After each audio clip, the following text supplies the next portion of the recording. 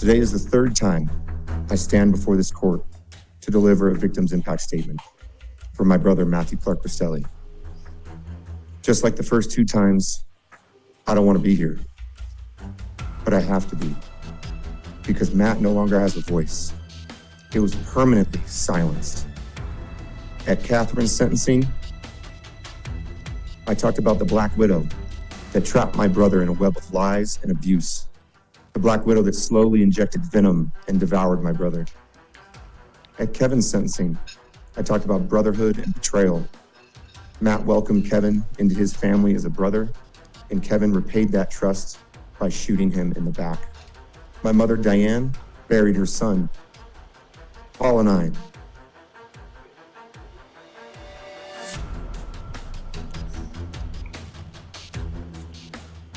I lost our brother. Lucas lost the father that he talked to every day. And then there are the children. And Lucas. 3 children who should have had decades to build memories and learn from their father. Father to teach them how to fish, to teach them how to build things, to teach them how to drive, to walk beside them through life's biggest moments. Tracey, you stole that from them. You stole every birthday, every Christmas morning, every camping trip, every fishing trip, every game, every graduation, every father-daughter dance, every hug, every I love you.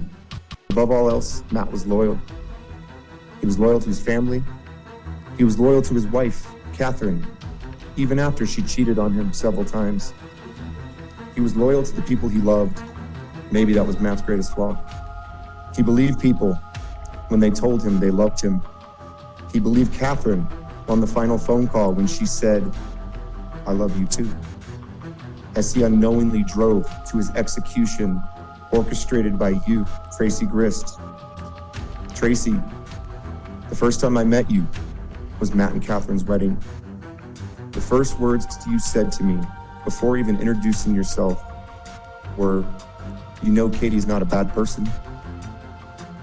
I've thought about these words for years because after this murder, I don't think the question was ever whether Katie was a bad person. We know she is. She pled guilty to murdering her husband. The question is, where did she learn it? While my brother's life was being dissected in this courtroom, very little was said about Tracey. The fact that you, Tracey, are a prostitute for a living was off limits to talk about during this trial, but nothing was off limits to talk about for my brother. In fact, the day you got arrested for Matt's murder, you were with a John in your so-called massage studio. You also got charged with prostitution that day. This was one of the primary reasons that Matt didn't like you and that you two didn't get along. Because Matt could see who you truly are in the set of drastically flawed morals that you live your life by. Matt figured this all out on the first day after his wedding to your daughter, when the wedding gift money that you were in control of went missing. Tracey, you stole from your daughter and your brand new son-in-law on their wedding day. This was just hours after you said to me, Katie's not a bad person. In comparison to you, I could see how you might think that's true. In fact, she learned it from you, and I'm sure that this has been the theme of your life. Tracey, you lied about abuse so you could secure custody of your children from your ex-husbands. You stole $10,000 of payroll from your ex-husband's truck. You stole $20,000 and a gun from your best friend, Carrie Lynn, all while prostituting yourselves for Johns on a daily basis. I'm gonna read some direct quotes from your daughter, Carolyn, in a message she wrote to you. You planned somebody's murder. Katie and Kevin would have never come up with this on their own. You've used and abused almost every single person you've known. And perhaps the line that struck me the most, she wrote, I thought we were safe because we are your kids. I am so sad that I was wrong. Last year, I took her to the father-daughter dance. I took her again this year. I'll take her next year and the year after that.